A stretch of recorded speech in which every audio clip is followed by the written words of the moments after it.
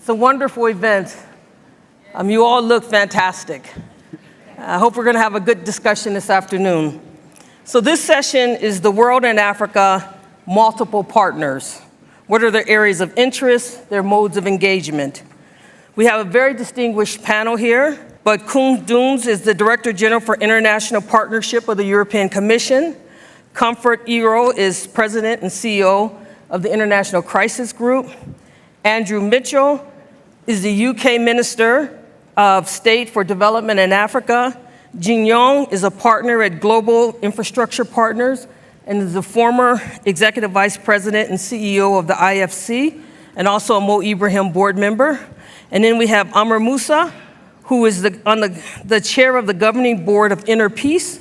He's also the former foreign minister of Egypt and the former Secretary General of the Arab League.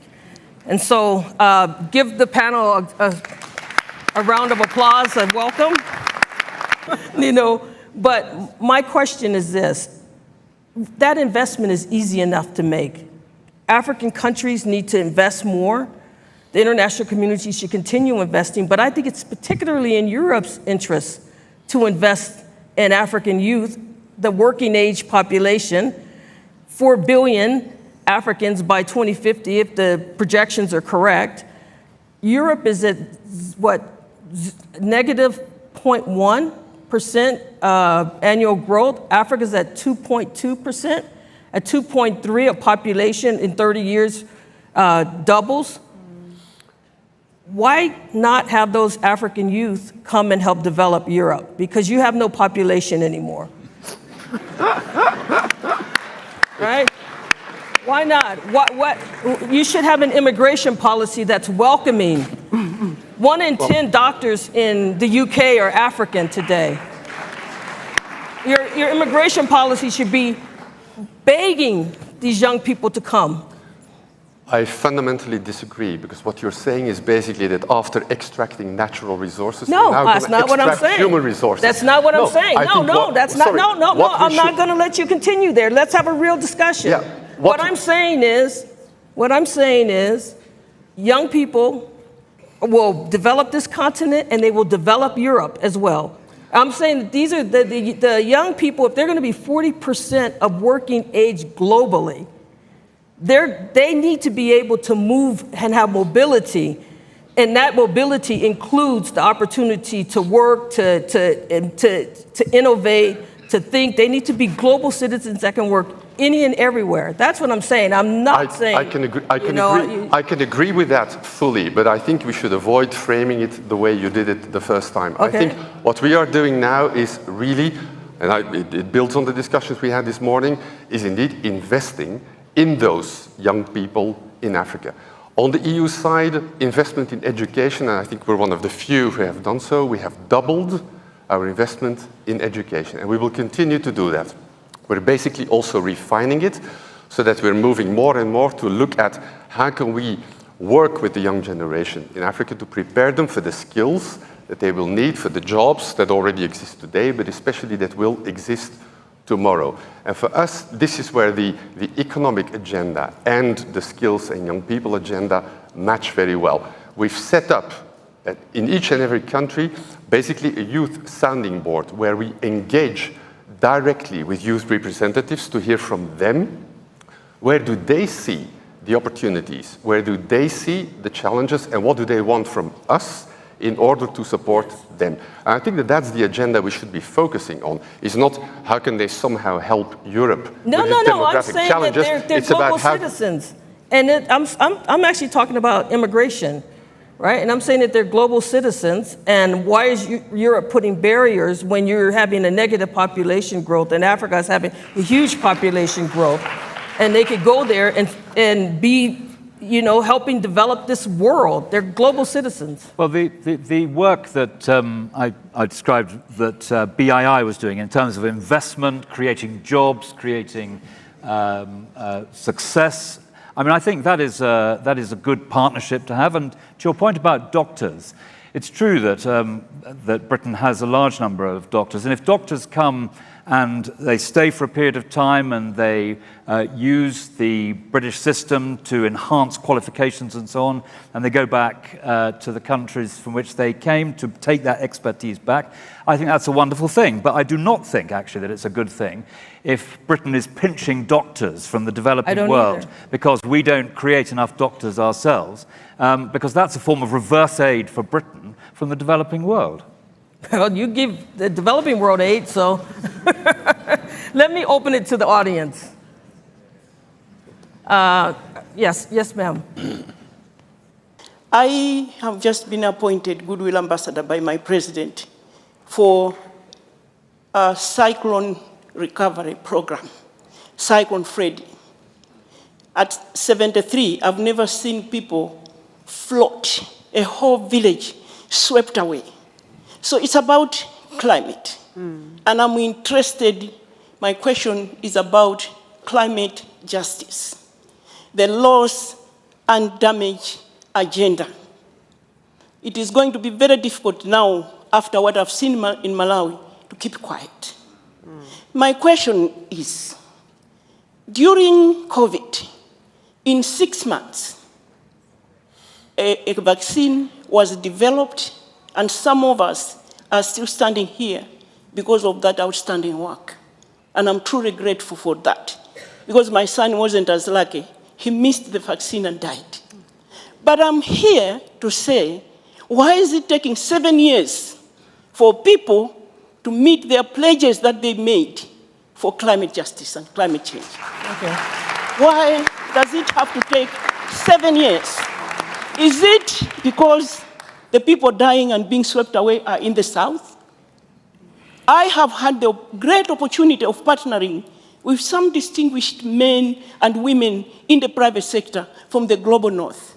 And we have done some wonderful work in Malawi where, fortunately, that area wasn't hit by cyclone. People have produced enough food by working with the communities, using funds, climate funds. But this is the private sector. I'm talking now to the establishment. And I want to thank Britain for what you did. During that week, when our people were being swept away and dying and without homes, it was Tanzania, it was Zambia, it was Kenya, it was Mozambique that came to help. Thank you. Why is it that those that should have helped us looked away? That's my question. Thank you. And we're going to take one more. Well, two more. Yes, the gentleman here. This has been the most riveting of conversations. Thank you so much. I'm surprised that the Democratic Republic of Congo hasn't been discussed. Oh, there we go. Okay, you ask her, you ask it. Can we talk about superpower contestation and the fight for cobalt, coltan, and the huge humanitarian cost that comes at? You've been fantastic moderating, so you put off our panelists to task on this one, please. Yeah. Thank you. Thank you. So did your question get answered? Or No, it didn't. She wants to ask a question. Okay, go ahead. So my question was geared towards, Ms. Comfort, and I applaud you for the work that you do with ICG. However, I am curious to find out how ICG leverages its expertise and network to play a critical role in addressing the growing competition among state actors. However, since I'm a proud Congolese, I want to zoom into the DRC, because as we know, it has quite a complex geopolitical landscape that has marked by these competitions and all for many years. So how do you promote peace and inclusive collaboration, and insisting about inclusive, because I'm including women and girls as well, collaboration solution to prevent the escalation of the ongoing crisis ahead of the presidential elections? Because all of these competitions in Africa is causing more harms to the Democratic Republic of the Congo than justice. Thank you. So we had 3 questions. We'll come back to you if we have time. Who would like to take them? I mean, this is why I wanted to frame my intervention about, yes, the international competition into the continent, but I think we should talk about the geopolitics of the continent and intra-Africa diplomacy. Because I think we miss also a fundamental piece of the analysis if we don't understand how neighboring states relate to themselves as well. You asked me at the very beginning what our priorities were. And today, although Crisis Group is known for its country analysis, we're having to invest a lot of time looking at how regions impact conflicts as well. So the Sahel, the Horn, and the Great Lakes. And each of those regions have vital interest in some of their neighboring countries. And the DRC is a critical one. Right now, today, I think the key is how to deal and manage with some of the dilemmas, some of the insecurity, some of the national security concerns, some of the insecurities that neighboring countries, rightfully, some of them do have clear national security concerns vis-à-vis the Democratic Republic of Congo. And I don't think we should shy away from acknowledging that as well. And that there are real concerns of the border as well, but there's also concern about the use and misuse of various insurgencies that are in the various rebel groups in the DRC and Eastern DRC, how they are being manipulated also by some countries in the neighboring region as well. So I think it's worth acknowledging that as well. I think today the biggest challenge is how to avert a real proxy war and how to avert a return of crisis and insecurity in the Eastern Congo, but also to make sure that the DRC does not exploit that for the sake of the election as well, either to prevent the elections or to say that the elections can take place in a very uneven way as well. So I think it's about acknowledging the fact that regions, neighbors have interests, some of them clear national security interests, some of the wars that they fought haven't finished, some of them have extended that crisis into other neighboring orders, and we need to think of a regional security architecture. Monica Juma is in the room as a national security advisor. She can talk clearly about how Kenya has taken a forward leading role. You've got Angola on the other side as well, who's taken a role. And here we're watching the creation of a regional architecture, regional dialogue, a regional military response to avert a real crisis in the DRC. I'm not going to put you on the spot, Monica, unless you would like to say something. But Joyce Banda did ask a question, Her Excellency, as did the young man here about climate and about minerals. Right, about the cobalt. He was talking about the cobalt that's in the Congo, and there's competition over the cobalt. Of course, China, I think, has like 15 of the 19 cobalt mines that are in, so they're winning that competition. Yeah. But comfort. When you're talking about the security, the real serious security challenges that were raised, what about the sort of innovations within the Security, not the Security Council, but the peacekeeping missions to deal with resource management? And how can it deal with this issue of, the minerals, right? And also the issues of climate. Do you have anything to, I mean, we're not trying to overburden the peacekeeping operation. We'll come to you, There's an interesting innovation taking place in Somalia where the UN has an environmental climate expert there to deal with drought, flooding, and specifically, and whether that can be replicated in other places, I think we have to see. The natural resource challenge is a real one. I mean, whether MONUSCO, who's already burdened with doing its own mandate, is the appropriate actor, I think is a separate. I wouldn't put that burden on them. I do think, however, that you raised the issue about double standards and hypocrisy earlier on. I think we should just acknowledge that is the extractive nature also of international actors, but also regional actors vis-a-vis the assets in the DRC. But also the DRC itself is not as though it's not complicit in this story as well. So the region, the country itself and various international companies have always seen the Eastern Congo and other parts of Congo as a stomping ground in which to extract the country's natural resources. Look, let me just also acknowledge another president in this room, President Ellen Johnson Sirleaf, who spent a great deal of time working with international partners to stop the leakage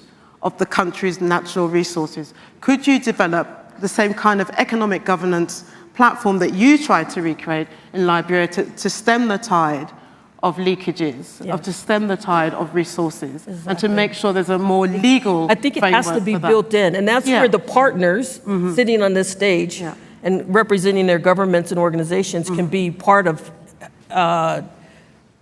getting onto that agenda. Yeah, exactly. And the reason I mention Liberia is because you had a leader who had a very clear strategy that wasn't determined and always shaped by the outside, but was, and here's where I think you can talk about partnership in a real sense as well. And that is what's lacking, I think, in a number of countries that we're looking at today, and the DRC is one of them. And it's worth thinking about how you come back to the table to deal with the natural resource extraction. Okay, so we're out of time, but what I'm gonna do is I'm gonna ask each one of you, well, Andrew, I think you wanted to say something on this point, but then I'm gonna ask each one of you, given this discussion about the role of outsiders in Africa, please be real about how you see it now, having gone through this discussion. Well, I'll just make a very short response to the three questions, if I may, and not take any more time than that. I mean, for what Her Excellency Joyce said, I mean, we are, all of us, I think, are enormously conscious of the disaster that has hit Malawi.